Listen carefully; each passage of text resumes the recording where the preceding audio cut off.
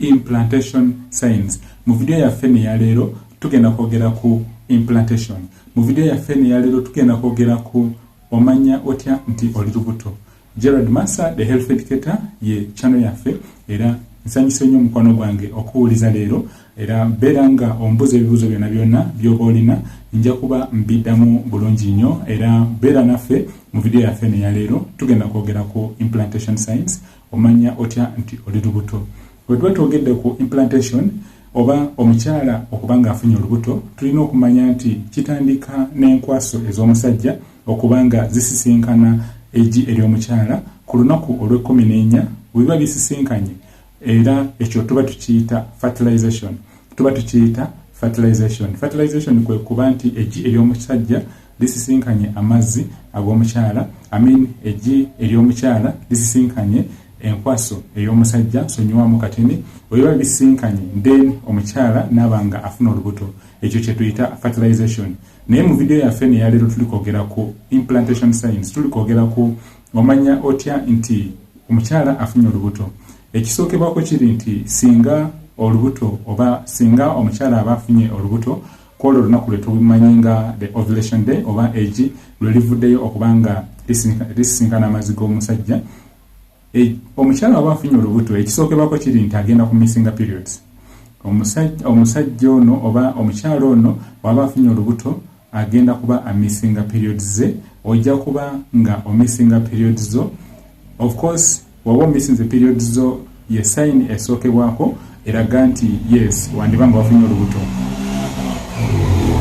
Naye ate tetusobola kubeesingako ekyo kyokka okugamba nti wandiba nga wafunye olubuto.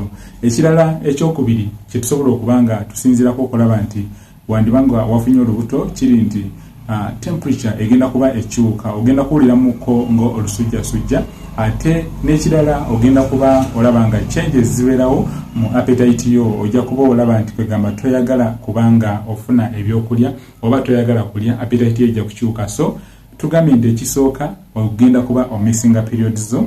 Signs of pregnancy omanya otya nti wafunye olubuto, ogenda ku missinga periods zo. Then ekirala ekyokubiri kiri nti ogenda kufunamu temperature egenda kuba erinnya, ojja kufunamu olusujjasujja, and then oyinza okufunamu akasaayi akafuluma. Akasaayi ako ke tuyita spotting oba implantation bleeding. Akasaayi ako tekatera kuba kangi ate kafulumira ennaku 2 oba ennaku 3. By the way, singa omusaayi guno gweyongera ne guba nga ate mungi nnyo then tuwetaaga kulinda, kiyinza okuba nga kiraga nti wandiba nga waliwo ekikyamu. Olina okuba nga ojja mu ddwaliro, dokita wo n'akubuulira ekiba kigenda mu maaso. Asobola okuggyako omusulo n'acekinga n'alaba musulo gwo oba kituufu olubuto mwe luli oba temuli. Aba agenda kukola test ye tuyita urine HCG pregnancy test, and then n'ekirala aba agenda kukola scan bagiyita pelvic ultrasound scan.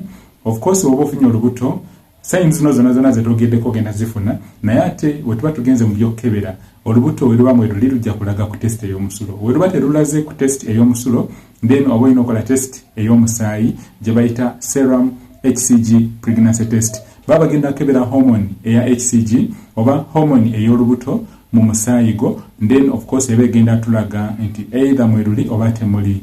Of course obanga ate obadde okyabuusabuusamuko nga era oyagala kubanga weekebejja oba okole tests endala zonna, then oba ogenda kubanga dokita agenda kuba akola scan oba agenda kola pelvic ultrasound scan. Mu scan eno eba egenda kulaga oba wafunye olubuto oba nedda, kuba ekigenda maaso kiri nti oba okoze scan ate n'oba nga wafunye olubuto, scan eno egenda kulaga kye bayita decidual reaction oba decidual changes munda munabaana. Mugenda kuba mutandika okubanga kino ekintu kye bayita endometrium line, kino ekyomumakati ekyomunabaana kigenda kuba kizimba, kigenda kuba very thickened oba mu luzungu tukiyita thickened endometrium. Kigenda kuzimba era of course kuzimba nti nga ekizimba nekijja kweyongera mu size, and then we tuba tukirabye nga kyeyongedde mu size kyandibanga ze signs ezimu eziraga nti oli lubuto. Kuba omukyala wafuna olubuto wabeerawo changes, wabeerawo enkyukakyuka mu mubiri gwe, wabeerawo enkyukakyuka mu hormones ze.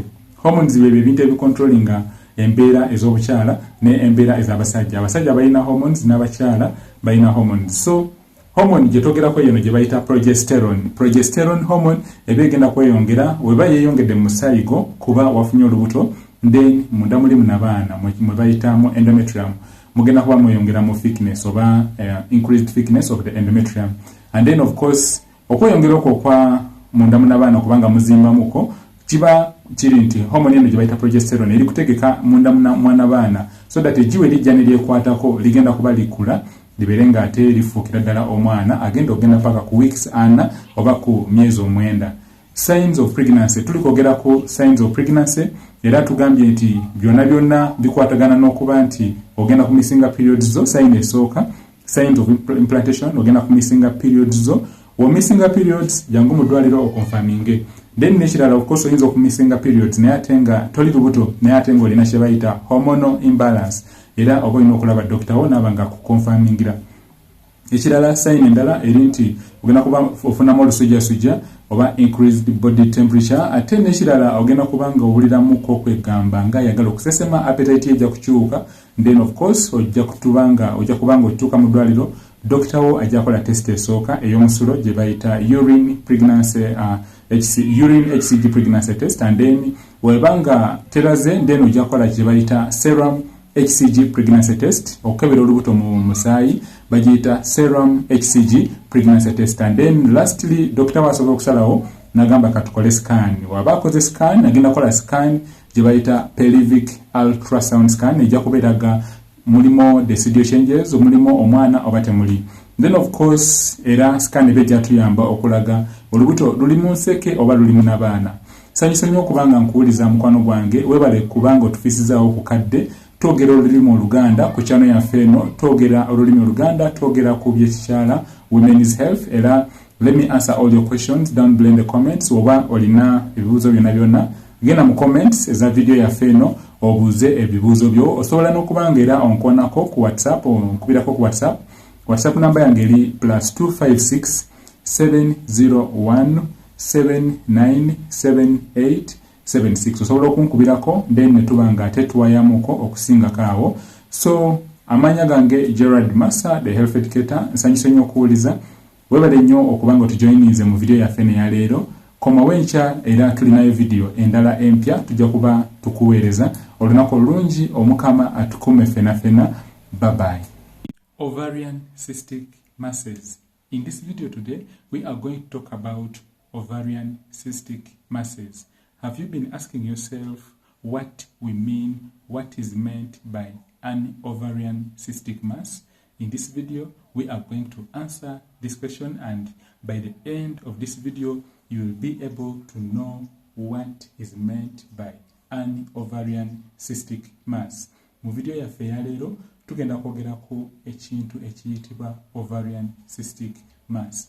Ate tugenda kuba tukuvunulira kikyenyini kyekitegeeza okuba nga omuntu oba omukyala alina ekintu kye bayita an ovarian cystic mass oba ekizimba.